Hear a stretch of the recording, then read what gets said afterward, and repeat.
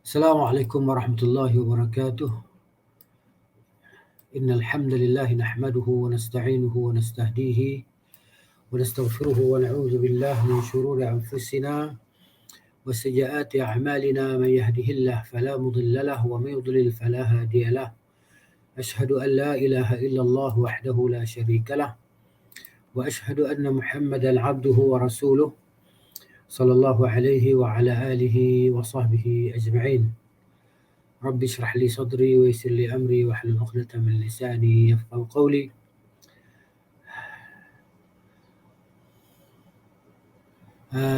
Kita dah sampai pada muka surat 40 daripada kitab Fawaidul Fawaid. Yang mana sini saya dah share kitab yang berbahasa Arab lah. Kalau siapa yang suka untuk baca bahasa Arab, boleh baca yang dalam skrin ni. Yang nak tengok kitab terjemahan pun boleh, itu muka surat 40. Di sini kita dah baca hari itu berkenaan dengan zinatul halal, iaitu perhiasan yang halal. Perhiasan yang halal. Yang mana di sini Syekh dah sebut berkenaan dengan perhiasan yang halal ni, kecantikan ni, al-jamal ni, maknanya manusia akan terbahagi kepada dua kelompok. Yang sesat ni terbahagi kepada dua kelompok. Maksudnya dia yang sesat, yang tersalah, kan? Kelompok yang pertama kita dah baca hari itu. Kita dah baca. Hari ini kelompok yang kedua, kan? Dia berkata di sini, qad dhamma Allah subhanahu jamal as-suwar wa tamam al-qamati wal khilqati.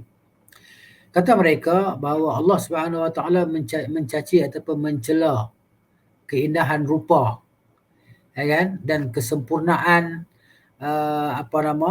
tubuh badan dan ciptaannya.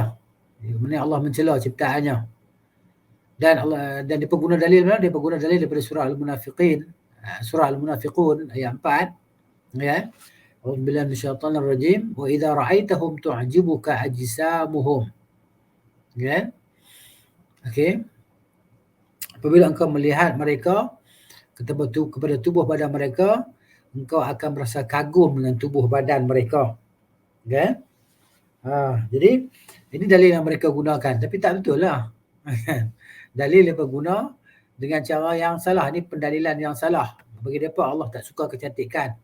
Allah suruh manusia tadi duduk selekeh, pakai serabut, kan, tak kemas. Bagi mereka macam tu. Kalau tak kemas tu dan selekeh tu, maknanya itu yang dicintai oleh Allah. Kata mereka lah, ni pok sesat yang kedua. Begitu. Mana mereka ni terlalu tafrid lah masuk gitu. Kan? Ifrat, tafrid. Hulu lah, melampau. Kemudian dia ambil dalil lagi daripada firman Allah Ta'ala dalam surah Maryam ayat 74. A'udzubillahi minasyaitonir rajim. Wa kam ahlakna qablahum min qarnin hum ahsanu athathan wa ri'ya. Ya. Jadi Allah Ta'ala kata, berapa ramaikah, berapa banyakkah kami telah binasakan sebelum mereka daripada kurun-kurun min qarnin, daripada kurun sebelum mereka itu kami dah bisa binasakan. Hum, yang mana mereka itu ahsanu athathan, yang mempunyai perabot-perabot rumah tangga yang cantik, indah, kan? Perkara rumah tangga yang cantik, indah, wari'ya, dan lebih sedap dipandang mata, lebih seronok dipandang mata. Mana dia ambil dalil ni? Dan mereka tentunya salah dalam pendalilan mereka. Iaitu amwalan wa manazir, iaitu harta benda dan pemandangan-pemandangan indah dalam rumah tangga. Kata Al-Hasan huwa as-suwar, iaitu rupa-rupa bentuk yang indah. Kan? Dan dalam Sahih Muslim, dia berguna ambil dalil hadis pula. Kan? Maksudnya dia pun nak suruh orang selekeh hidup ni. Ini mana tak bertepatan dengan ajaran Islam lah. Ini pok sesat. Ambil dalil Quran dan hadis. Wa fi Sahih Muslim, dalam Sahih Muslim, anhu sallallahu alaihi wasallam, daripada Nabi sallallahu alaihi wasallam bersabda, innallaha la yanzuru ila suwarikum. Sesungguhnya Allah tidak melihat kepada suar kamu, pada rupa bentuk kamu, kan? Tubuh badan kamu. wa amwalikum, dan Allah tidak memandang kepada harta benda kamu. Innama hanya sanya yanzuru ila qulubikum wa a'malikum. Allah melihat kepada hati kamu dan anggota dan pekerjaan ataupun amalan-amalan kamu. Qalu, dan mereka berkata, ini pokok sesat ni kata apa? Wa ma'lumun, dan memang sudah diketahui, dia sudah maklum, dia pun kata annahu lam yanfi nazara al-idrak. Allah tidak menafikan pandangan, maksudnya penglihatan secara yang hissi tadi. Kan? Wa inna ma nafa nazar al-mahabbah, tetapi di sini Allah Taala menafikan apa dia? Penglihatan kecintaan, kasih sayang, keseronokan, suka. Gitu. Jadi Allah tak suka melihatlah begitu. Allah tak suka melihat kepada rupa kamu. Allah nak tengok, yang suka Allah suka tengok adalah pada hati kamu dan amalan kamu. Dia pun menafikan rupa yang cantik, indah tadi. Wa qalu, dan mereka berkata lagi, وقد حرم علينا لباس الحرير والذهب وآنية الذهب والفضة.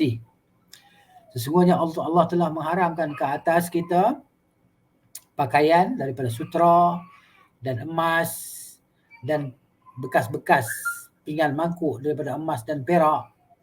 Wadzalika, dan demikian itu min a'zami jamalid dunya, yang mana demikian itu emas, perak, sutra ni adalah keindahan dunia yang terbesar, kecantikan dunia yang terbesar yang dipandang oleh manusia. Semua manusia suka kepadanya. Kemudian diambil dalil lagi dalam firman Allah Ta'ala dalam surah Taha ayat 131. Ya.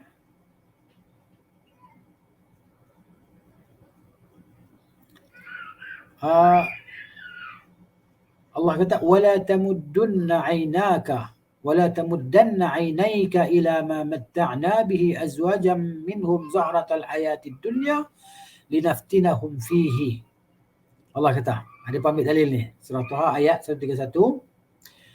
Dan janganlah engkau tujukan pandangan matamu kepada kenikmatan, wala tamuddanna ainaika, jangan kau panjangkan matamu, panjangkan penglihatanmu, ila ma matta'na bihi, kepada apa yang kami telah berikan kenikmatan kepada mereka, azwajan minhum, beberapa golongan dari mereka, zahratal hayatid dunya, sebagai keindahan kehidupan dunia, linaftinahum, untuk kami uji mereka, fihi, padanya, pada kesenangan dan kenikmatan itu. Dia guna dalil ni, dia guna Al-Quran dan guna hadis.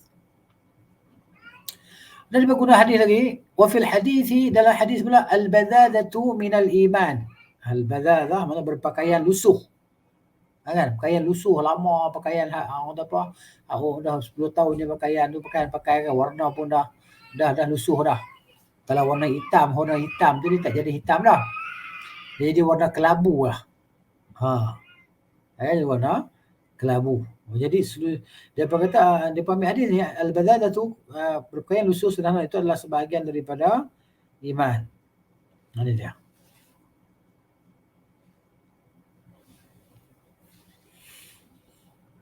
Baik. Waqad dhamma Allahul musrifin, dan sesungguhnya Allah Ta'ala telah mencela orang-orang yang membazir. Wassarafu, dan pembaziran itu kama yakuni fit ta'am, sebagaimana ia berlaku pada makanan dan minuman, ia juga berlaku pada pakaian. Tadi. Jadi hujah dia lah. Jadi kata Syekh di sini, wa faslun niza', maknanya untuk meluruskan dua pendapat yang kontradiktif, yang saling bercanggah ini, kumpulan pertama dan kumpulan kedua yang sesat ini, apa dia? Macam mana kita nak kata? Bahawa dikatakan kepada mereka, ayyuqal, dikatakan kepada mereka, apa dia? Al-jamalu fi as-surati wal libasi wal hay'ati thalathatu anwa'. Jawapan dia, ini jawapan kita.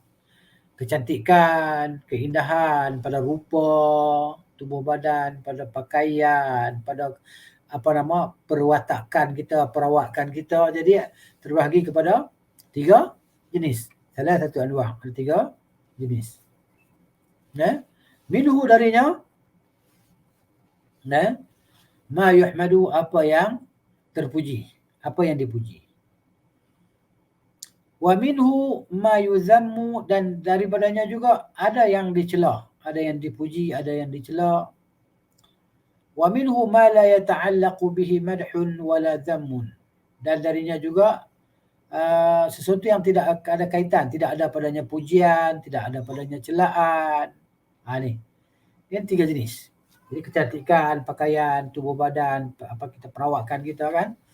Jadi sama ada dipuji ataupun sama ada dicela, sama ada dia tak ada pujian, tak ada celaan. Ni dia. Dan penjelasan dia, pendetailan dia pada kata Syekh Abdul Qayyim di sini rahimahullah, maka yang terpuji darinya makana lillahi. Jadi apa yang kerana Allah Ta'ala, maka itulah yang terpuji. Wa a'ana ala ta'atillah, dan dia membantu, menolong untuk mentaati Allah. Itu yang terpuji. Wa tanfizi awamirihi, dan untuk pelaksanaan segala perintah Allah, membantu untuk melaksanakan segala perintah Allah. Wal istijabati lahu, dan menyahut menyahut, memperkenankan segala perintah Allah Ta'ala. Ya, istijabah, menjawab, menyahut. Kama kana Nabi sallallahu alaihi wasallam yatajammalu lil wufud.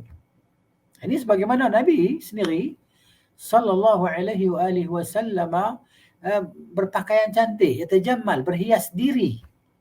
Nabi berhias diri untuk menyambut para tetamu luar, duta-duta asing yang datang untuk bertemu dengan Nabi sallallahu alaihi wasallam, ketua negara. Jadi Nabi berhias cantik. Wa huwa nadhiru libasi alatil harb wal qital, dan ia samalah seperti memakai pakaian perang. Kan? Libas alatil harb, memakai alat-alat persenjataan untuk peperangan.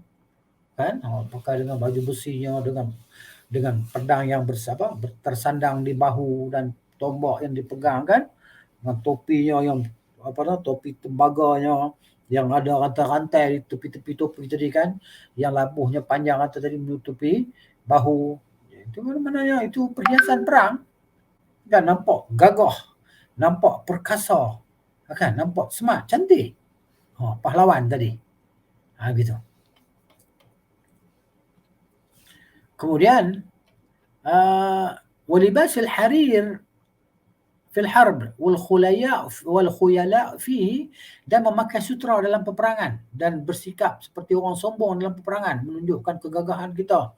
Jalan dengan mengepak, mendabik, bukan masalah membuka, jalan buka dada ni, angkat dada macam tu, menunjukkan kita gagah dan kuat tadi, menunjuk kepada musuh bahawa kami ni gagah. Itu di antara satu daripada dia panggil untuk psikologi untuk melemahkan jiwa musuh tadi, kan, untuk bagi musuh tadi jadi lemah, jiwa dia jadi lemah, tengok keadaan kekuatan orang Islam tadi, kan, secara zahir. Jadi di sini fa inna dzalika mahmud, yang asalnya bermegah-megah dan bersombong-sombong dalam jalan itu asalnya adalah ditegah, haram, kan, pelakunya dijanjikan neraka. Adapun di waktu perang dia terbalik, memang terbalik. Yang hak sombong tadi dipuji boleh, dipuji dalam waktu perang, hatta pakai sutra menunjukkan kehebatan, kan, orang Islam tadi, kan, dibenarkan dalam waktu perang.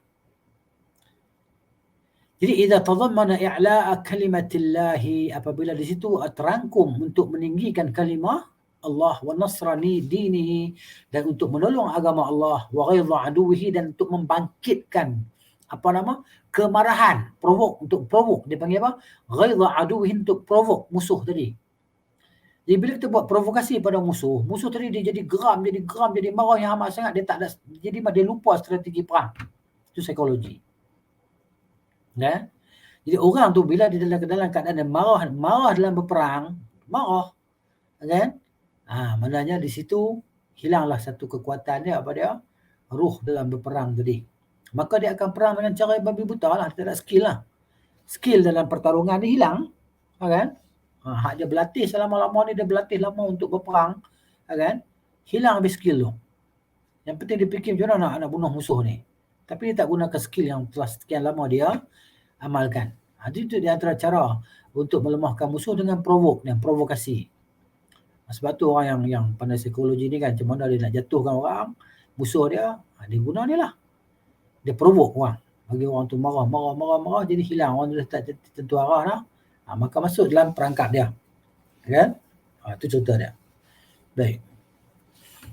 Wal madhmum. Ni yang tadi yang terpuji, ni yang tercela, yang tercela pula. Wal madhmum minhu, dan yang tercela daripadanya ma kana lid dunya war riyasati. Sesuatu yang kerana dunia.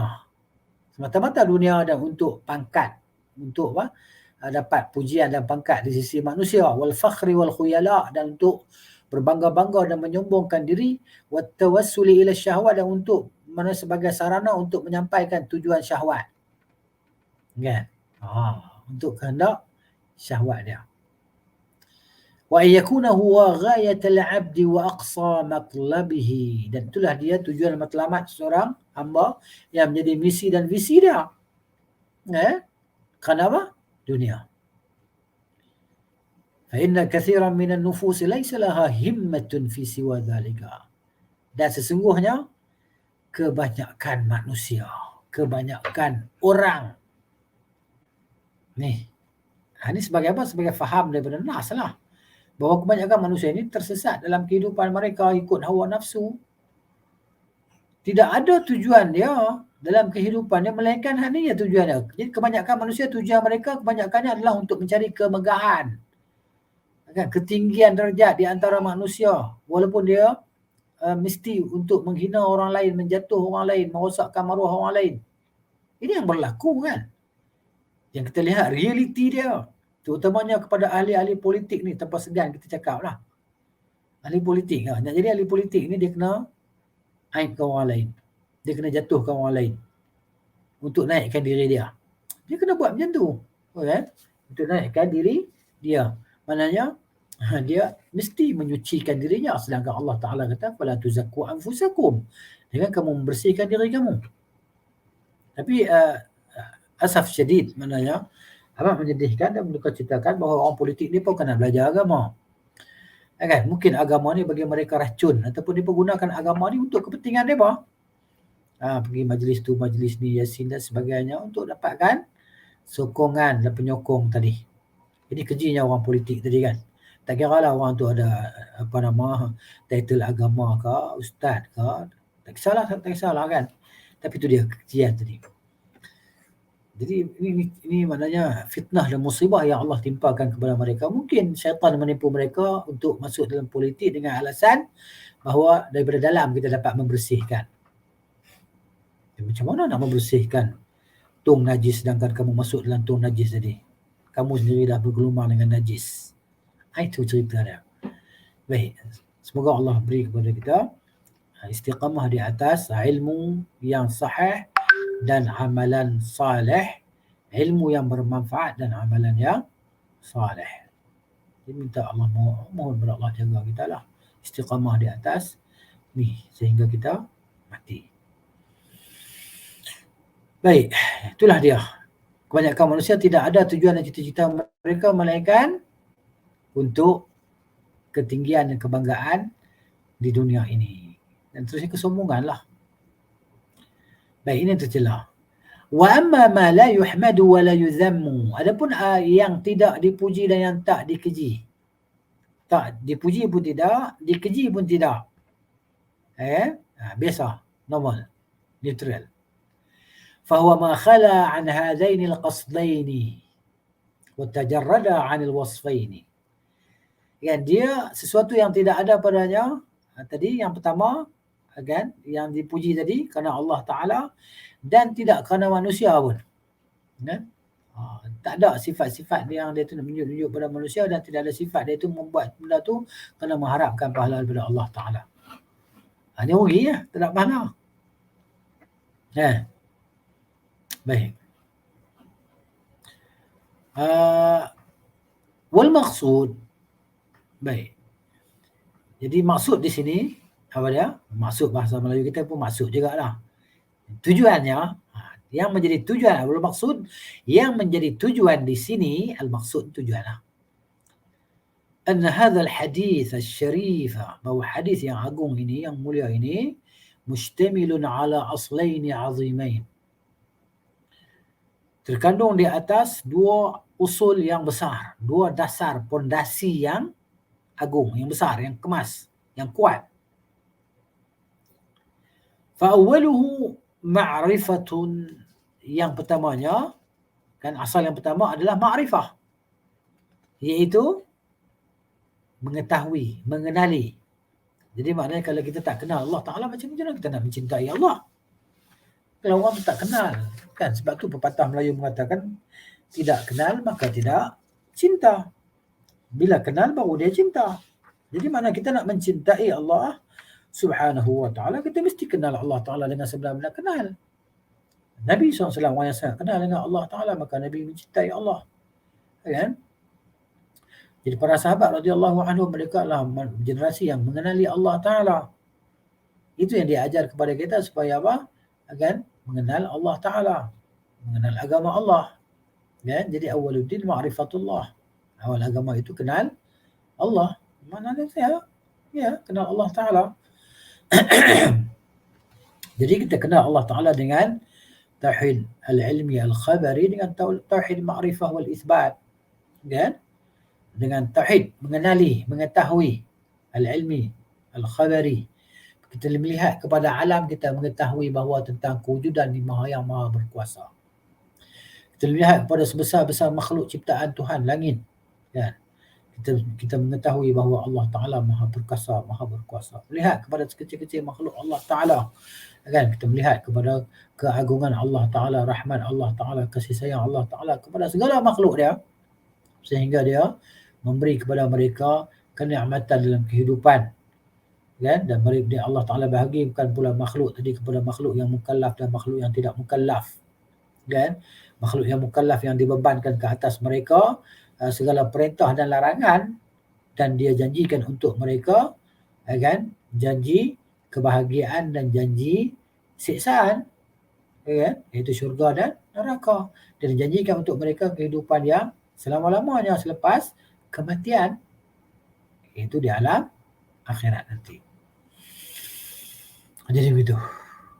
Itu yang pertamanya adalah ma'rifah. Yang pertamanya adalah mengenal Allah Subhanahu wa ta'ala. Wa akhiruhu sulukun. Yang satu lagi pula, asal yang kedua pada suluk, iaitu akhlak. Perjalanan kehidupan kita. Jadi salaka ni maknanya berjalan. Salaka ni jalan. Maksudnya suluk ni perjalanan kita dalam kehidupan kita. Kehidupan kita seharian, tidur, bangun kita, bekerja kita, bermuamalah kita, kan? Bagaimana cara interaksi kita dengan makhluk sesama kita, kan? Jadi begitu. Kemudian kata Syekh sini rahimahullahu taala, fayu'rafullahu subhanahu, maka dikenali Allah Subhanahu wa taala yang maha suci, bil jamal, dengan keindahan. Keindahan macam mana Allah Ta'ala tadi? Indah macam mana? La yumasiluhu fihi syai'un, sesuatu pun tidak setara dengannya. Itu dia. Keindahan, kecantikan Allah Subhanahu wa Ta'ala, la yumasiluhu syai'. Tidak ada yang setara dengan Allah Jalla fi'ala. Wa yu'badu, dan Allah itu diibadahi oleh hamba-hambanya, disembah oleh hamba-hambanya, disucikan oleh hamba-hambanya. Yusabbihu lahu ma fis samawati wa ma fil ard, segala-galanya, langit dan bumi, bertasbih, mensucikan Allah Subhanahu wa ta'ala. Ya? Wa yu'badu, dan Allah itu diibadahi, dia bil jamal, dengan keindahan, kecantikan, allazi yuhibbuhu, yang dia suka. Jadi Allah tak suka al-badhadah minal kalam, Allah tak suka perkataan yang keji, yang lucah, yang carut marut ni Allah tak suka. Allah tak suka. Okay? Sebab tu, mana ketika orang buat haji kan, dilarang kita ni bercakap ar-rafath, kan? Buat benda-benda kecil tadi, benda-benda lucah. Jadi Allah Ta'ala diibadahi dengan keindahan, kecantikan, allazi yuhibbuhu, yang dia suka. Dengan keindahan itu, minal aqwali, daripada segala perkataan, wal a'mali, dan daripada segala amalan. Allah suka kita bercakap perkataan yang baik-baik. Menjauhi perkataan-perkataan yang keji, yang buruk tadi kan, mencerminkan tentang akhlak yang buruk, jiwa yang kotor, yang keji. Wal a'mal, dan segala amalan. Ya, amalan yang baik, indah kan, menzahirkan keamalan apa nama perbuatan yang baik itu. Wal akhlak, dan kepujian akhlak. Ya, akhlak yang terpuji. Jadi Allah Subhanahu wa taala fayuhibbu min 'abdihi, maka Allah suka daripada hamba-Nya, an yujammila lisanahu bisidqi, bahawa hamba tadi dia memperindahkan lisannya, memperelokkan lisannya, percakapannya, tutur bicaranya, bisidqi, dengan bercakap benar, jujur berbicara, ya. Tidak menghiasi lidahnya dengan kata-kata dusta tadi dan kata-kata yang nista.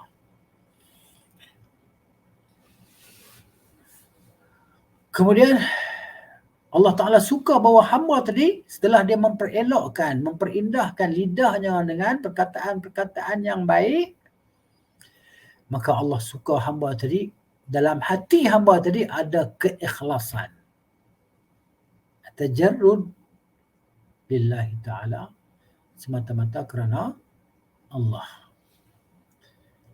Wal mahabbah, dan kecintaan, kasih sayang, mencintai Allah Ta'ala, mencintai kerana Allah Ta'ala, ya? Mencintai pada Allah Ta'ala. Dan Allah suka ada dalam hati hamba daripada al-inabah, sentiasa rujuk kepada Allah Subhanahu wa taala. Masya-Allah. Orang kalau ada ni maka dia tak heranlah dengan apa yang kekayaan segala apa. Inilah dia kekayaan yang hakiki, yang sebenarnya. Dalam diri dia ada ikhlas, ada mahabbatullah, kan? Mencintai apa yang Allah dicintai oleh Allah. Kemudian ada perasaan inabah lah, hati dia sentiasa merujuk kembali kepada Allah, kan? Sikit-sikit astagfirullah, sikit-sikit subhanallah, sikit-sikit masya-Allah. Subhanallah, masya-Allah itu di lisan dia selalu kan. Mana-mana perkataan itu menari-nari di lidah dia. Subhanallah, alhamdulillah, masya-Allah, tabarakallah, barakallah, hayyakallah. Jadi begitu. Ya. Maknanya kemudian ada tawakkul dalam hati dia tadi. Tawakkul. Tawakkul ni tawakal lah. Penyerahan diri bulat-bulat kepada Allah Ta'ala setelah hamba tadi menjalankan segala sebab untuk mencapai hasrat. Tawakkul. Kemudian Allah Ta'ala suka lagi bahawa pada jawarih hamba tadi, anggota tubuh hamba tadi, kan, semuanya bergerak dengan mentaati Allah, ke arah ketaatan kepada Allah Subhanahu wa Ta'ala. Wa jawarihahu bitta'ati, Allah suka ini. Kemudian Allah suka lagi wa badanahu bi izhari ni'amihi alaihi fi libasihi, dan hamba Allah Ta'ala suka tadi hamba tu pada tubuh badan hamba itu dizahirkan, hamba dizahirkan segala nikmat-nikmat yang Allah telah berikan kepada dia pada pakaian dia. Pakai dengan pakaian yang cantik-cantik, yang kemas, kan? Pakai kemas, cantik. Begitu. Orang tengok, diri dia tengok suka, orang tengok pun suka. Ya Allah suka. Wa tathhirihi lahu minal anjas. Dan Allah suka bahawa apa nama? Hamba tadi membersihkan pakaiannya daripada segala najis, dan membersihkan tubuh badan dia daripada segala hadas kecil, hadas besar. Wal ausakh, membersihkan tubuh dan pakaiannya daripada segala daki-daki, ya kan, debu-debu. Wasyu'ur al-makruhah, kan, dan maknanya jauhkan daripada diri dia segala perasaan-perasaan yang tak disukai, perasaan-perasaan tak elok. Al-makruhah ni perasaan-perasaan yang tak baik, jauhkan. Dengki ke orang, apa lagi, tengok orang mana bahawa dia ni rasa dia lebih baik pada orang lain, kan. Ni maknanya Allah tak suka. Ada rasa bahawa dia melihat kepada orang lain tu bahawa orang tu dia lebih baik daripada dia. Jadi kita pandang orang tu, maknanya kita tengok orang tu dia lebih baik daripada aku lah. Mungkin dia selamat dari neraka, aku tak selamat dari neraka. Mungkin, kita tak tahu. Ya. Jadi begitu.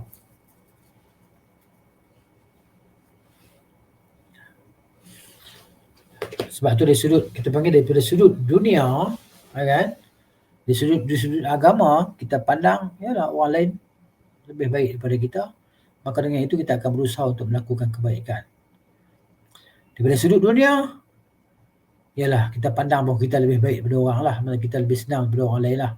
Kan? Walaupun kita naik motosikal, ada di sana ada orang jalan kaki, ada orang kayuh basikal. Ada orang yang tak ada kenderaan. Kan? Begitu.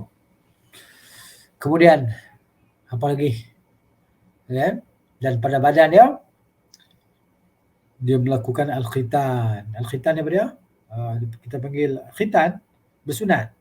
Ya, untuk menjaga kebersihan. Sunat tadi bagi kaum lelaki adalah untuk menjaga kebersihan. Kemudian lagi apa dia? Wa taqlimil azfar, memotong kuku, tak dibiarkan kuku tu panjang, berdaki-daki, kotor tadi kan. Jadi maknanya potong kuku itu kebersihan pada tubuh badan. Allah suka yang ni. Jadi faya'rifuhu, maka hamba mengenal Allah Subhanahu wa taala bil jamal, dengan keindahan, kecantikan. Alladhi huwa wasfuhu, yang mana kecantikan dan keindahan itu adalah sifat bagi Allah Subhanahu wa taala. La yumathilhu syai', tidak menyamai segala sesuatu. Wa ya'buduhu bil jamal, maka hamba tadi beribadah atau mengabdikan diri kepada Allah taala bil jamal, dengan keindahan. Alladhi huwa syar'uhu wa dinuhu, yang mana keindahan itu adalah syariat Allah dan agama Allah. فجمع الحديث قاعدتين. Allah jamilun yuhibbul jamal. Maka hadis itu menghimpunkan dua kaedah. Apa dia? Kaedah tersebut al-ma'rifatu was-suluk. Ma'rifah maksudnya mengetahui, mengenal Allah Taala, was-suluk, dan maknanya berakhlak. Mengenal dan berakhlak. Ilmu dan akhlak tak dapat dipisahkan. Maka bila ada ilmu tak ada akhlak, memang tak cantik lah. Huduh lah. Ada akhlak tak ada ilmu, memang rosak lah. Rugi lah. Ada akhlak tapi ilmu tak ada. Sebab tu bila ada akhlak ilmu tak ada tu, sebab salam tu sampai sujud pada orang tu. Bersalam tangan kan salam. Musafahah tadi. Sampai mencium, tundukkan kepala kita, cium ke lutut orang tu, ke kaki orang tu. Ini ditegah dalam agama. Tapi bagi dia akhlak yang mulia tadi. Tengok. Jadi agama menegah dia tu menganggap akhlak. Kenapa? Kerana dia dianggap dia ada akhlak. Tapi dia tidak ada pengetahuan, tidak ada ilmu. Jadi sesatlah, disalah lah. Jadi kalau tak ada ilmu, tak ada akhlak, ini pun kawat lah. Ini orang sombong nama dia. Ilmu tidak bermanfaat. Jadi ada ilmu tidak ada akhlak, ini dipanggil ilmu yang tidak bermanfaat. Ilmu la yanfa'. Yang mana Nabi SAW berdoa kepada Allah Ta'ala supaya jauhkan benda ni. Allahumma inni a'udzubika min ilmin la yanfa'. Ya Allah, aku berlindung dengan engkau daripada ilmu yang tidak bermanfaat. Min qalbin la yakhsha', daripada hati yang tidak khusyuk. Wa min nafsin la tashba', daripada jiwa yang tidak pernah kenyang. Wa min da'watin la yustajabu laha, dan minta berlindung kepada engkau daripada doa yang tidak dimakbulkan. Nabi berdoa aja, kita berdoa jauh daripada benda-benda ni kan. Sebenarnya Nabi ajar kita berdoa, Allahumma inni as'aluka ilman nafi'an. Allah, aku minta kepada engkau ilmu yang bermanfaat. Kita minta kepada Allah Ta'ala qalban khashi'an, hati yang khusyuk. Shifa'an min kulli da', ubat daripada segala penyakit. Begitu. Baik. Seterusnya, habis. Kita habis lah. Fasal yang ke-7, iaitu zinatul halal. Kita masuk pula pada fasal yang ke-7. Kita habis fasal yang ke-6, kita masuk fasal yang ke-7. Apa dia fasal yang ke-7 itu? Kata Syekh sini, rahimahullah, ma'rifatullah, mengenal Allah Subhanahu wa ta'ala, baina imanil muwahhidin wa imanil musyrikin. Ma'rifatullah, mengenal Allah, di antara kepercayaan, keimanan ahli tauhid, dan di antara keimanan ataupun kepercayaan orang musyrik. Ahli musyrik orang yang menyekutukan Allah Subhanahu wa taala. Al-muwahhid orang yang mengesahkan Allah, al-musyrik orang yang menyekutukan Allah. Ya. Satu di timur, satu di barat. Tidak mungkin kesyirikan dan ketauhidan itu akan bersatu. Tak mungkin. Sebagaimana tidak mungkin air dan minyak itu akan bersatu. Baik, kita lihat. Kata Syekh di sini rahimahullah, ma'rifatullahi subhanahu naw'ani. Mengenal Allah Ta'ala ada dua jenis, naw'an.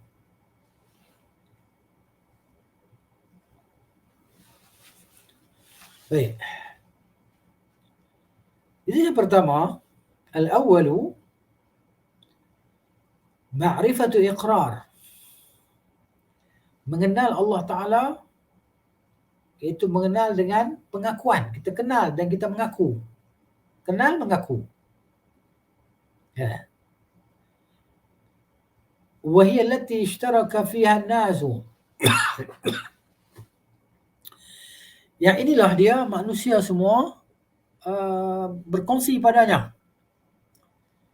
Al-bir wal fajir, orang yang baik, orang yang jahat, dia kenal dan dia mengaku. Kan? Kenal Allah Ta'ala Maha Esa, dia mengaku. Orang baik pun kenal Allah Ta'ala, dia mengaku Allah Ta'ala itu Tuhan yang Maha Esa. Orang jahat, balik maksiat pun dia kenal Allah Ta'ala dan dia mengaku Allah itu Tuhan dia. Wal muti'u wal 'asi, orang yang taat kepada Allah Ta'ala dia kenal dan dia mengaku Allah itu Tuhan dia. Orang buat maksiat pun dia kenal, dia mengaku. Ya? Jadi semua kenal Allah Ta'ala. Hatta orang musyrikin, dia kenal Allah Ta'ala dan dia mengaku Allah Ta'ala itu Maha Pencipta. Kan? Dia kenal Tuhan Allah. Tuhan Allah. Siapa cipta matahari bulan? Tuhan Allah. Orang-orang musyrikin Makkah ni pun bersumpah demi Tuhan dan demi Allah dan demi dia berdua bersumpah dengan berhala dia. Dan disebut dalam riwayat macam mana Abdul Muttalib, jaddun Nabi sallallahu alaihi wasallam, datuk Nabi sallallahu alaihi wasallam, dia pernah pergi jumpa Abrahah. Jumpa Abrahah, berbincang dengan Abrahah untuk meminta supaya Abrahah ni tidak masuk untuk meruntuhkan Kaabah di Mekah. Ya. Dan Abrahah tetap dengan pendirian dia. Ya, datang untuk meruntuhkan Kaabah dengan tentera yang besar, tentera yang dibawa oleh gajah-gajah kan. Gajah ni kuat. Jadi akhirnya Abdul Muttalib rasa putus asa. Dia pun sebutlah ucapannya, perkataannya, katanya, wa inni ana rabbul ibil, sesungguhnya aku ni adalah tuan ataupun pemilik unta. Dia offer dekat Abrahah untuk ambil semua unta dia tadi dan balik ke Habsyah supaya yang diruntuhkan Kaabah. Jadi Abrahah dia kata, aku tak perlu pada harta, aku dah kaya dah. Harta aku dah banyak dah, tak perlu pada unta-unta lagi dah. Kaya. Maka Abdul Muttalib kata, wa inni ana rabbul ibil, sesungguhnya aku adalah pemilik unta. Toke unta. Walil baiti rabbun yahmiha, sesungguhnya Kaabah ni dia ada Tuhan dia sendiri, pemilik dia sendiri, yang ada pemiliknya sendiri, itulah yang akan memelihara dan jaganya. Maka dia balik ke Mekah, dia beritahu pada orang Mekah semua, dia kata Abrahah nak masuk ke tanah haram ni, ke Kaabah ni untuk meruntuhkan Kaabah ini. Maka semua kita naik ke bukit Bukau, tunggu, tengok daripada jauh apa yang Tuhan akan timpakan kepada tentera Abrahah ini. Dan berlakulah apa yang berlaku pada tahun gajah itu. Kan? Dikalahkannya tentera bergajah dan Abrahah pun matilah. Itu cerita dia. Ini kata orang musyrik pun percaya Allah Ta'ala tu yang pencipta. Dia pun faham tentang rububiyah itu, melihat kepada alam ni pencipta, tapi mereka kata tak mungkin Tuhan ni tak ada pembantu. Mereka kata.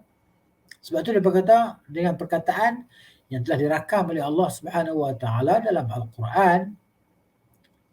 Allah Taala sebut, A'udzubillahi minasyaitanir rajim.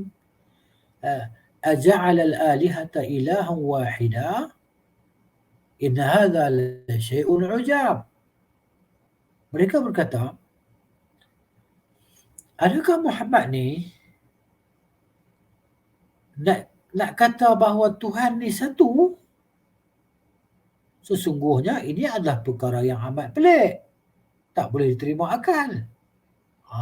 Itu dia. Dan mereka pun berkata pula dalam surah Az-Zumar ayat 3, mereka berkata apa? Yang Allah sebut dalam Quran tentang kata-kata orang musyrikin tadi.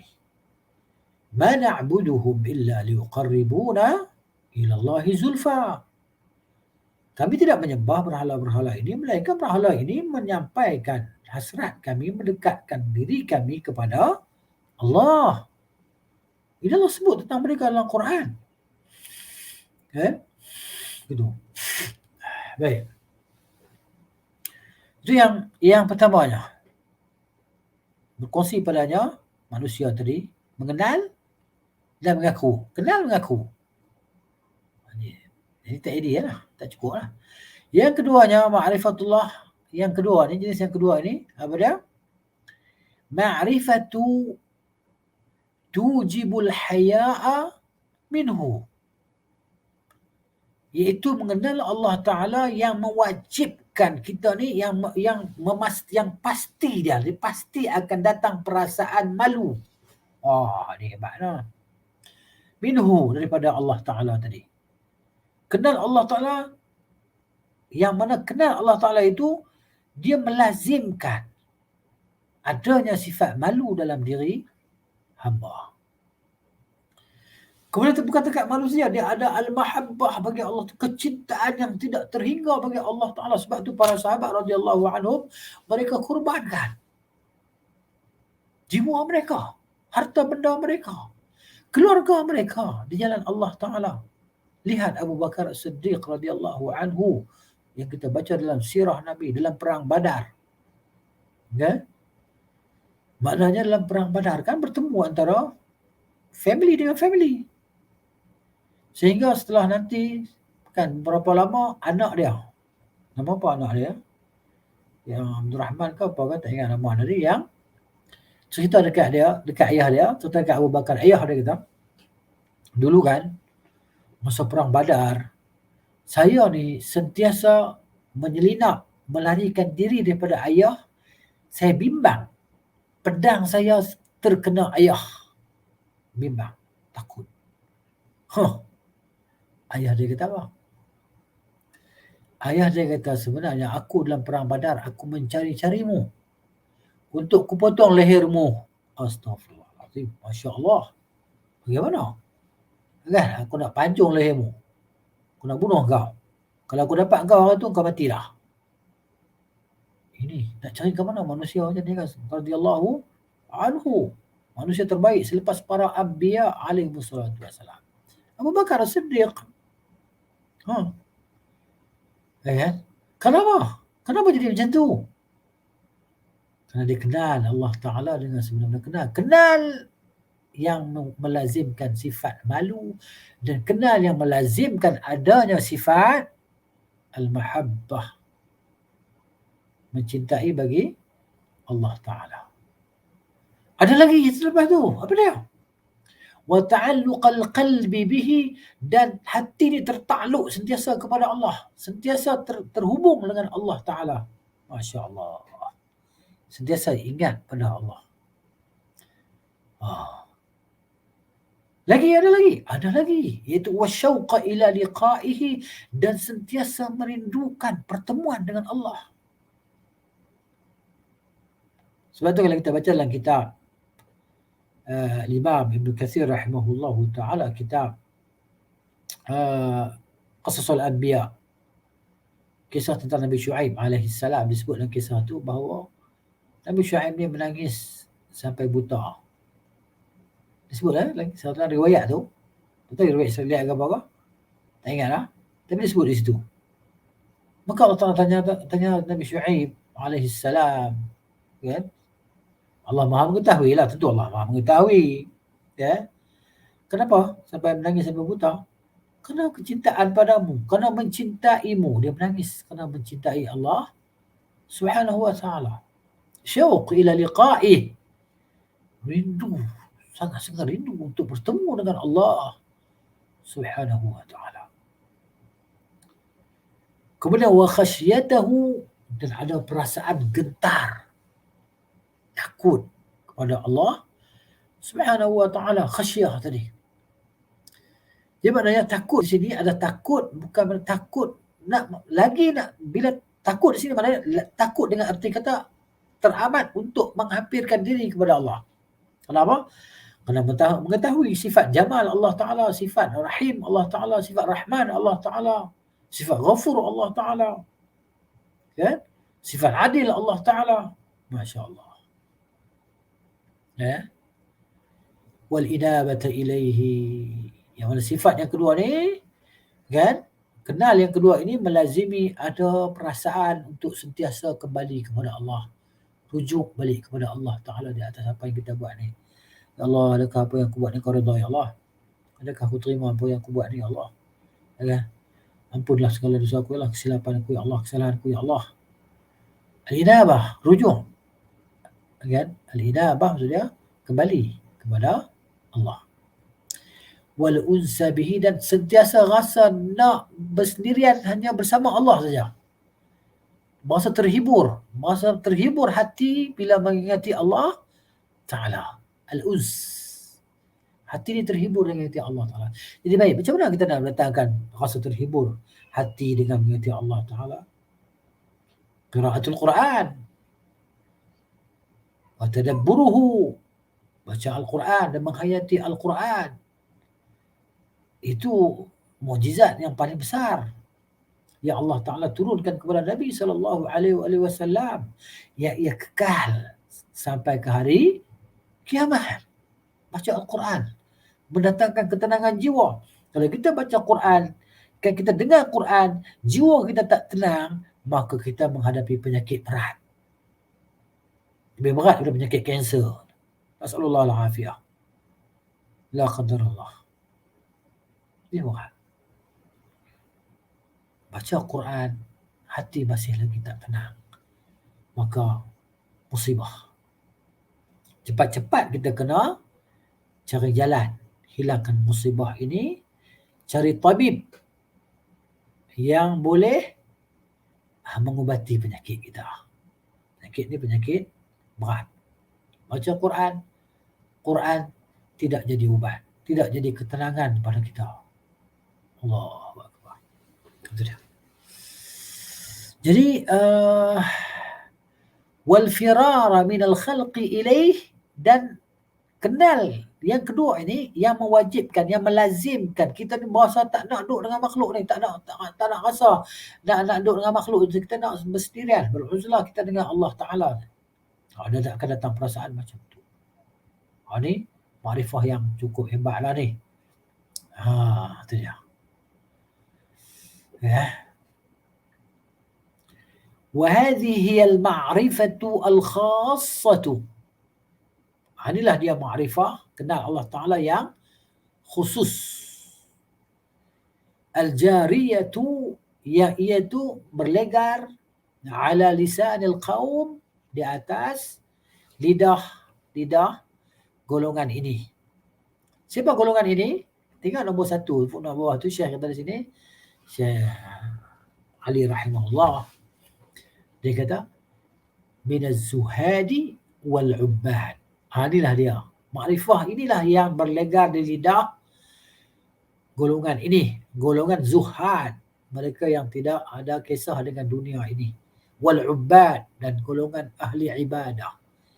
Yang tentunya mereka ini beribadah kepada Allah Subhanahu wa Ta'ala dengan ilmu yang bermanfaat. Dengan ilmu yang sahih. Bukan beribadah kepada Allah Ta'ala tanpa ilmu pengetahuan. Bila beribadah kepada Allah Ta'ala dengan ilmu yang tanpa ilmu yang sahih, tu yang jadi merapu tu. Itu yang jadi zikir terhangguk-hangguk, menari-nari, melompat-lompat macam kera. Ni kita musibah lah ni kan. Ni fatwa baru dah. Zikir tarikat Naqsyabandiyah Aliyah ni dah dihalalkan balik dah. Na'udzubillah. Nas'alullah al-afiyah. Ni berat ni. Berat. Dan fatwa dah keluar dah.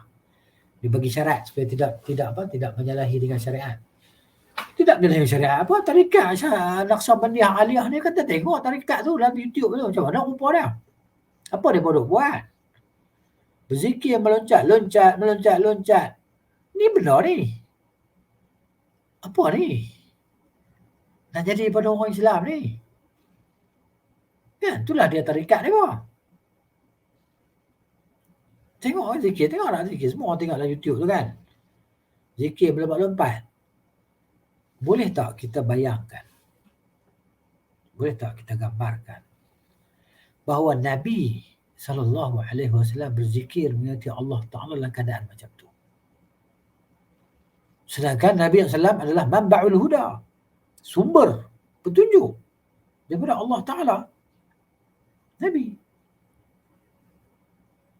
Khairul huda Muhammad sallallahu alaihi wasallam. Tiba-tiba boleh bayang tak Nabi ni melompat macam depa duk lompat dalam zikir yang depa duk baca tu. Apa ni? Macam-macam lah alasan depa bagi. Depa ni melompat dalam keadaan tak sedar diri kerana mereka dah tenggelam, fana dalam mengingati dan mencintai Allah Ta'ala. Ni semua karut-marut. Abu Bakar radhiyallahu anhu, Umar orang yang sangat mencintai Allah Ta'ala daripada kalangan sahabat, Abu Bakar dan sebagainya, daripada sahabat. Tak pernah diriwayatkan daripada mereka zikir melompat-lompat macam beruk, macam kera kena belacan. Ni yang berlaku. Apa nak jadi? Zikir hu ha ha ha ha ha. Hu. Bila mana Nabi ajak zikir yang macam ni? Tengok bagaimana agama ini dirosakkan.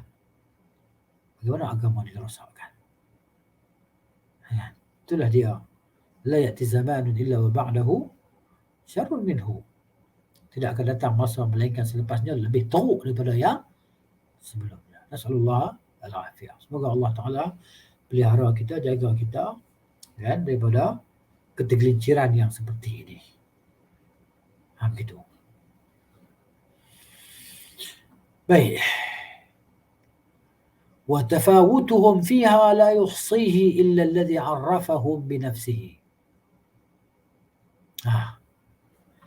Dan tingkatan mereka, darjat mereka padanya, pada mengenal Allah Ta'ala itu, mereka jadi manusia yang mengenal Allah Ta'ala ini bertingkat-tingkat. Dan tak sama, tak satu level. Kan? Para anbiya, mereka berada di level mereka. Kan? Jadi maknanya golongan yang terdekat dengan para nabi, mereka berada di level mereka. Jadi maknanya golongan yang jauh daripada generasi awal berada pada level mereka. Tak sama. Sebab tu kata Syekh, wa tafawutuhum, tingkatan mereka fiha, padanya, pada mengenal Allah Ta'ala itu, la yuhsihi, tidak dapat menghitungnya, tidak dapat mengiranya, illa alladhi 'arrafahum bi nafsihi, melainkan orang-orang yang Allah Ta'ala telah ajarkan kepada mereka, campakkan ke dalam diri mereka pengetahuan tadi untuk mengenalnya. Sebab tu lagi kenal Allah Ta'ala maka lagi tinggi darjat orang tu di sisi Allah Ta'ala. Lagi kenal orang tu dengan Allah Ta'ala, lagi tinggi darjat dia di sisi Allah Ta'ala. Tak sama. Itu dia. Jadi tentulah orang yang berilmu tidak sama dengan orang yang kurang berilmu. Yang banyak ilmu tak sama dengan orang yang kurang ilmu. Orang yang kurang ilmu tak sama dengan orang yang tak ada ilmu. Allah Ta'ala pun dah begitu dalam Quran. La yastawi alladhina ya'lamuna walladhina la ya'lamun, kata Allah. Allah kata innama yakhshallaha min ibadihi al-ulama'u. Sesungguhnya orang-orang yang kena takut Allah Ta'ala ni adalah mereka yang mempunyai ilmu pengetahuan yang banyak dengan Allah. Allah kata lagi, la yastawi alladhina ya'lamuna walladhina la ya'lamun. Tidak sama. Kan? Orang-orang yang kenal Allah orang yang berilmu, yang mengetahui dengan orang yang tidak mengetahui, tak sama. Tafawut. Yani mutafawitun, berbeza-beza. Wa kashafa liqulubihim, dan Allah Ta'ala dedahkan, bukakan pintu hati mereka. Kasyaf dulu, kata kasyaf ni kan. Maksud kasyaf ni maksud dia nampak sesuatu, dibukakan baginya dalam hati. Diberi petunjuk dalam hati mereka. Bin ma'rifatihi, kan? Daripada mengenal Allah Ta'ala, Allah Ta'ala buka hati mereka untuk kenal Allah Ta'ala dengan sebenar-benar kenal. Ma'akhfahu an siwahum, apa yang Allah Ta'ala sembunyikan daripada selain mereka. Ini, kan? Jadi Allah Ta'ala, wallahu ya'lamu, Allah Ta'ala maha mengetahui di mana dia nak letakkan kelebihan. Pada siapa yang dia nak beri kelebihan itu. Allah maha mengetahui. Dan dia maha menghendaki. Dia letakkan orang ni lebih daripada orang ni. Nak beri ilmu lebih orang ni daripada orang ni. Itu hak dia. Dan makhluk apa boleh buat? Makhluk hanya boleh minta kepada Allah Subhanahu wa ta'ala. Permintaan kepada Allah pun dorongan daripada Allah. Jadi Allah yang membukakan hati, pintu hati mereka dengan mencampakkan pengetahuan, kan? Tentang Allah Ta'ala dalam diri mereka, dan tidak diberikan kepada sebagian yang lain. Ma'akhfahu an siwahum. Wa kullun asyara ila hadhihi al-ma'rifah bihasabi maqamihi. Jadi setiap orang, kan, maknanya dia mengisyaratkan kepada pengetahuan tentang Allah Ta'ala ni mengikut maqam dia, mengikut darjat dia. Para malaikat di darjat mereka, para anbiya di darjat mereka, para ulama di darjat mereka, kan? Orang awam di darjat mereka. Gitu. Wa ma kushifa lahu minha, dan apa yang dibukakan untuk untuknya, untuk seorang itu, minha, daripada mengenali Allah Subhanahu wa ta'ala. Jadi di sini kita tahu poin dia bahawa manusia yang mengenal Allah Ta'ala itu berada di level yang berlainan.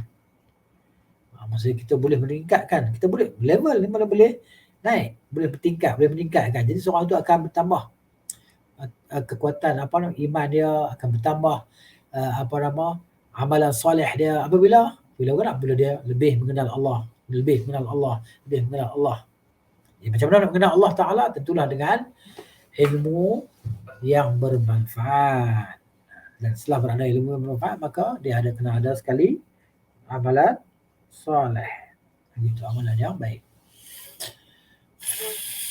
Habis bergantung. Waqad qala a'raful khalqi bih. Dan sesungguhnya seorang manusia yang paling mengenali Allah Ta'ala telah berkata. Siapa?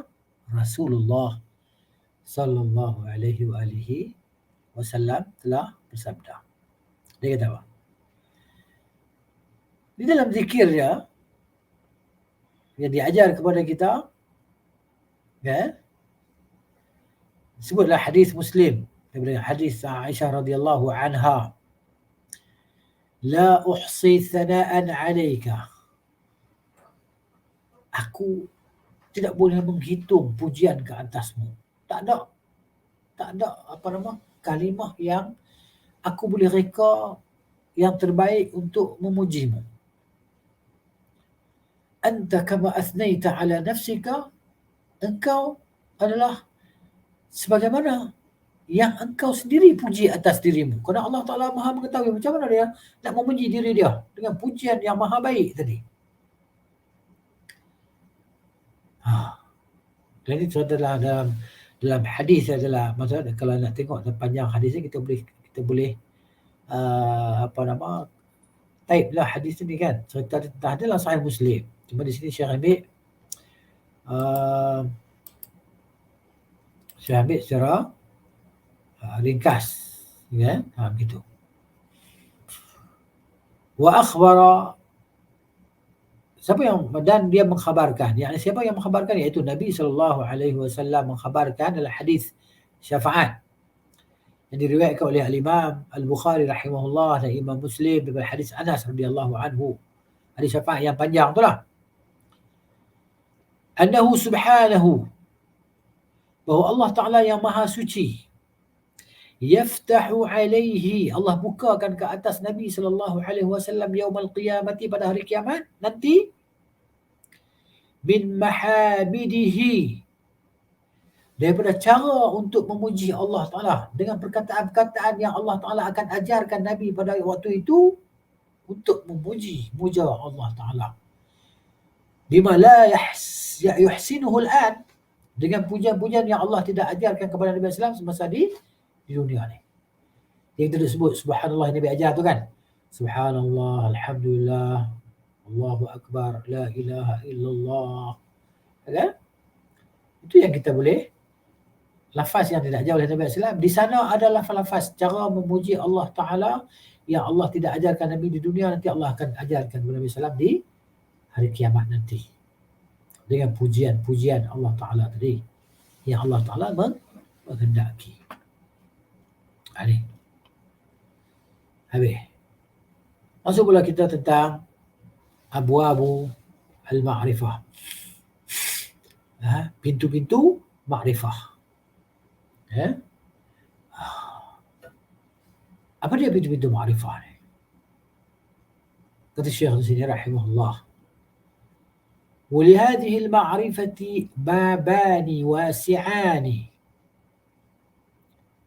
Untuk makrifah ini, mengenal Allah Ta'ala ini, ada dua pintu yang luas. Dua pintu yang luas.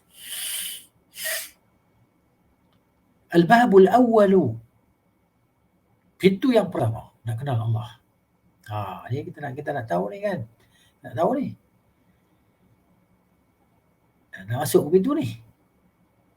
At-tafakkuru wat-ta'ammulu fi ayatil Qur'ani kulliha. Iaitu berfikir dan menghayati. At-tafakkur wat-ta'ammul. Fikir, baca ayat Quran sambil berfikir, sambil menghayati, tadabbur. Sebab tu kita ada kelas-kelas tadabbur Al-Quran kan. Penghayatan Al-Quran. Quran tu dia macam tu kalau kita tak hayati dia. Macam kita ada satu dalam peperangan, kita ada satu senjata yang moden, yang canggih, yang kita berjaya rampas daripada pihak musuh. Okay? Yang boleh memusnahkan musuh dengan sekelip mata. Ya. Tapi kita tak tahu cara nak guna dia. Al-Quran. Al-Quran depan mata kita ni. Quran depan mata. Okay? Ini maknanya mujizat yang paling besar. Macam mana jadi mujizat paling besar? Tengok rupa dia macam buku-buku kitab biasa ya. Okay? Ada lembaran-lembaran yang bertulis. Itu dia. Jadi macam itulah senjata yang saya cakap tadi. Dia tak akan jadi senjata walaupun dia asalnya senjata, kan? Cantik, canggih. Tapi dia tak boleh jadi senjata. Sebab apa? Sebab kita tak boleh nak guna, tak tahu nak guna dia. Ya Al-Quran. Kan? Al-Quran. Kan? Tafsirah terjemah Al-Quran. Kita tak tahu nak guna dia. Macam mana? Itu dia. Jadi kena belajarlah cara untuk menggunakannya untuk dia jadi bermanfaat bagi kita, untuk defense diri kita, ya, defense umat kita. Itu dia. Jadi tafakkur, berfikir. Allah suruh kita fikir. Wat-ta'ammul, dan menghayati. Menghayati untuk melaksanakan lah, begitu, ta'ammul. Kenapa berfikir dan menghayati? Untuk sahaja tak, untuk dilaksanakan. Fi ayatil Quran kulliha, pada seluruh ayat Quran tadi. Semua ayat Quran. Wal fahmul khas, kefahamannya macam mana pula? Adalah dia. Ramai orang baca Quran, tapi dia faham kot mana? Dia faham kot diri dia sendiri. Tak jadi. Boleh. Faham daripada mana? Al-fahmul khas, faham yang khusus, anillahi, daripada Allah Subhanahu wa taala dan Rasulnya. Bagaimanakah Rasul memahamkan para sahabat radhiyallahu anhum Quran ini? Ya kan? Wa hadzal kitabu yantiqu bainana. Ini kitab yang bercakap di antara kita ni. Ya. Sebenarnya dia sebut walaysa asy-syahidu bimayyitin la yukdzabu. Ya, Quran ini penuh dengan kebenaran. Gitu. Baik. Itu yang pertama. Tafakkur, ta'ammul pada ayat-ayat Al-Quran. Seluruhnya. Kemudian al-babu tsani, bab yang kedua. Pintu yang kedua nak kenal Allah Ta'ala ni, at-tafakkuru fi ayatihi al-mashhudati. Ya. Itu dia. Berfikir pada ayat-ayat, dan pada tanda-tanda kebesaran Allah Subhanahu wa ta'ala yang dapat dilihat oleh ain kita, oleh mata kita. Melihat kepada hutan, pada flora dan fauna yang begitu indah, tumbuh-tumbuhan, bunga-bunga yang mekar, yang wangi, yang bermacam-macam warna. Melihat kepada gunung ganang, kepada bukit bukau. Kan? Melihat kepada keindahan pemandangan alam. Ini dia mendatangkan keinsafan. Sebab tu Al-Imam Al-Muzani rahimahullahu ta'ala, dia pernah datang kemuskilan dalam diri dia. Satu hari mari terlintas dalam diri dia tentang zat Allah Ta'ala. Terlintas tentang zat Allah Ta'ala. Dia kata sabuk semua. Maka dia pergi jumpa guru dia, Al-Imam Al-Syafi'i rahimahullah ta'ala. Dia kata khatara biqalbi khatarun tata'allaqu bidhatillah. Ya. Dia kata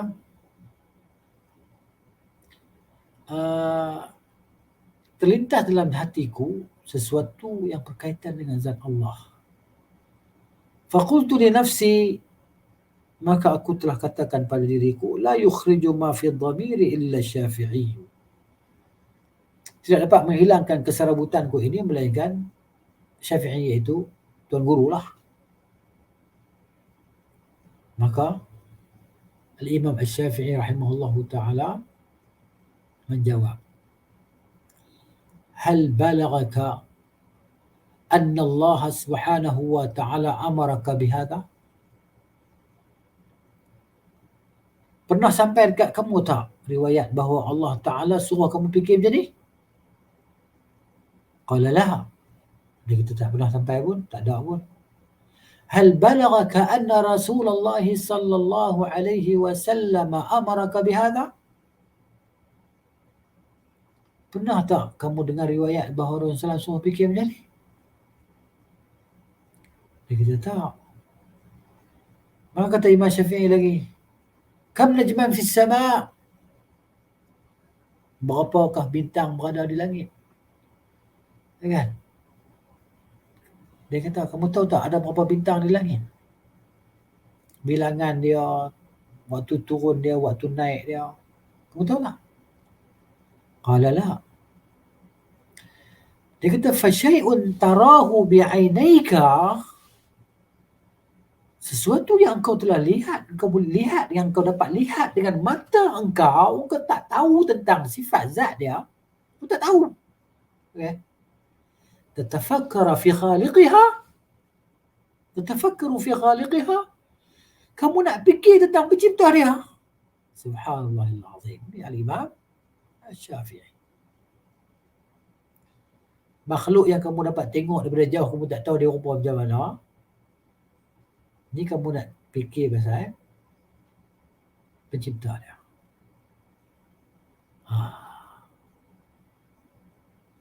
Dia kata, tafakkar fi ayatillah wala tatafakkar fi zatillah. Berfikirlah pada tanda-tanda kebesaran Allah, jangan berfikir pada zat Allah. Dia baca inna fi khalqis samawati wal ardi wa ikhtilafil laili wan nahari laayatin li ulil albab. Dia baca ayat tu. Maka kata Imam Syafi'i rahimahullahu taala, pada murid dia kata salwahat al-khadra wal ma' al-jariya wa hadhihi as-sahari wal jibal ar-rawasiya sal ar-rawda muzdanan sal az-zahra wan nada sal kull shay'in tasma'u tauhid lillahi sariya. Tengoklah segala alam, tanyalah kepada makhluk-makhluk yang ada di atas muka bumi ini. Kan? Tanyalah kepada lapangan-lapangan yang menghijau ini. Tanyalah kepada air yang mengalir ini. Dan tanyalah kepada padang pasir yang tidak ada sebarang tumbuhan ini. Nescaya engkau akan dengar semuanya mentauhidkan Allah Subhanahu wa ta'ala. Jadi, al-babu tsani, bab yang kedua di sini. At-tafakkuru fi ayatihi al-mashhuda. Berfikir pada ayat-ayat Allah Subhanahu wa ta'ala yang dapat disaksikan oleh mata kepala kita, terlihat kepada keindahan alam flora dan fauna ini. Okay? Tahu Allah Ta'ala Maha berkuasa, Maha Esa dan Maha perkasa, dan seterusnya. Kemudian wa ta'ammulu hikmatihi, dan menghayati tentang hikmahnya. Apa hikmah Allah jadikan semut? Subhanallahil azim. Apa hikmah Allah ciptakan haiwan-haiwan yang berbisa ini? Apa hikmah dia? Macam mana haiwan yang berbisa-bisa dalam mulut, dan dalam mulut dia ada bisa, dia boleh hidup, tak mati. Sedangkan bisa tu kalau masuk dalam badan kita boleh mati. Kata Imam Syafi'i kepada murid dia, wa idh tara thu'bana yanfuthu summahu. Bila kau tengok ular yang memercikkan bisanya, yang mengeluarkan bisanya, salhu, tanyalah dia, tanyalah ular tu, man ya thu'banu bisumumi hashaka kaifa ta'ishu ya thu'banu was-summu yamla'u faka. Bagaimana engkau boleh hidup, hai ular? Bagaimana engkau boleh hidup? Kaifa ta'ishu was-summu, sedangkan racun memenuhi mulutmu. Itu dia. Inilah dia berfikir tentang hikmah penciptaan Tuhan tadi kan. Apakah hikmah segala penciptaan Allah Ta'ala tadi? Dengan makhluk yang berbagai-bagai. Ada makhluk yang kita tak pernah kenal, yang kita baru kenal pun ada juga. Makhluk serangga haiwan tadi kan, baru kita kenal pun ada. Selama ni kita tak kenal. Allahu Akbar. Wa qudratihi, dan bagaimanakah, perhatikan, hayatilah, tadaburilah kekuasaan, kudrat Allah Ta'ala. Makhluk yang subhanallah, dia tak boleh berjalan, tak boleh apa tadi kan, tiba-tiba macam mana dia boleh hidup ila ajalin musamma, kepada satu tempoh yang tertentu. Hatta disebut pada kita bahawa ada haiwan yang ni tak boleh nak jalan, tak boleh apa, duduk di situ, tiba-tiba dia boleh hidup. Rupa-rupanya ada rezeki dan datang, dibawa datang rezeki tu main dekat dia boleh makan. Dia boleh makan rezeki tadi. Itu kekuasaan Allah. Kan? wa lutfihi, dan kelembutan Allah Subhanahu wa taala. Serangga yang kecil yang halus tadi kan boleh hidup. Bahkan serangga ataupun halus atau kita kata virus, sesuatu yang amat kecil yang tak dapat dilihat oleh mata kasar kita ni, dia ada kudrat yang kuat, yang kita panggil kemampuan yang kuat yang boleh membinasakan dengan izin Allah, boleh membunuh dengan izin Allah. Ni COVID-19 ni. Ya. Satu benda yang begitu kecil. Omicron ni. Kecil kan? Kecil. Kita tak nampak dia.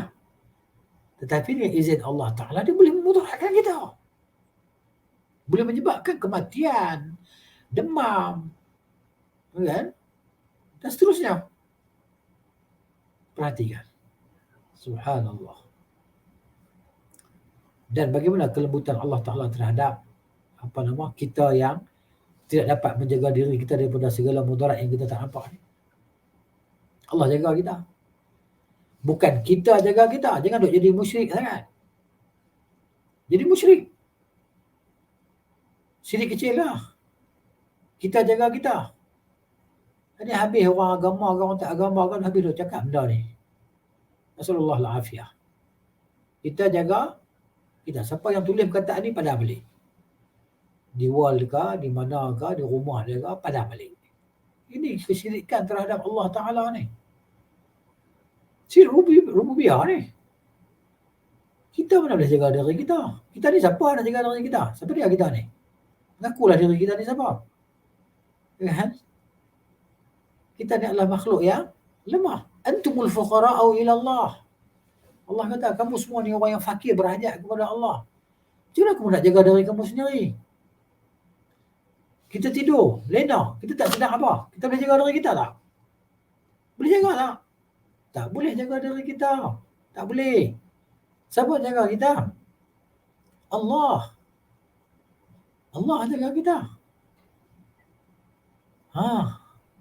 Semut tak masuk lubang hidung, semut tak masuk dalam telinga. Siapa jaga? Kita jaga kita ke tu? Tak, ubah perkataan tu. Siapa ada yang kerja di KKM ke apa ke, sampaikan. Kan? Ini akidah kita. Ini tauhid kita kepada Allah Ta'ala. Wa ihsanihi wa adlihi wa qiyamihi bil qisti ala khalqihi. Kan? Ini tafakkur, berfikir. Macam mana ihsan Allah kepada kita, keadilan Allah. Dan Allah Ta'ala menguruskan segala makhluk tadi kan. Ya. Dengan sesuai dengan keadaan makhluk itu. Maka kata Syekh, wa jumma'u zalika, dan keseluruhan, himpunan segala yang demikian tadi, yang disebut tadi, ialah apa dia?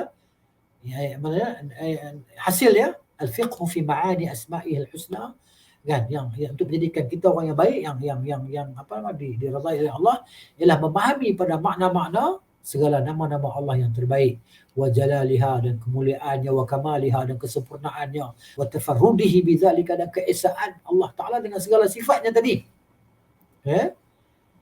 wa ta'alluqiha bil khalqi wal amri, dan segala nama-nama dan sifat-sifat Allah Ta'ala tertakluk pada ciptaan Allah. Allah mencipta. Dia nak mencipta, dia cipta. Dan arahan dan perintah dia.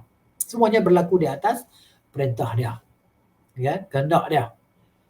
Fayakunu faqihan fi awamirihi, maka kita orang tu jadi apa? Faqih, faham pada segala perintah Allah dan segala larangan Allah. Faqihan fi qada'ihi, faham pada segala ketentuan dan ketetapan Allah. Faqihan fi asma'ihi wa sifatihi, faham pada segala nama dan sifat Allah. Faqihan fi hukm ad-dini wa syar'i, dan faqih, faham pada hukum agama yang syar'i dan hukum kauni al-qadari, hukum alam. Hukum alam tadi. Yang Allah Ta'ala jadikan padanya. Jadi Syekh di sini, zalika fadlullah. Dia ambil ayat surah Al-Hadid ayat 21 sebagai menutup bab ini. Zalika fadlullah yu'tihi man yasha' wallahu dzul fadlil 'azim.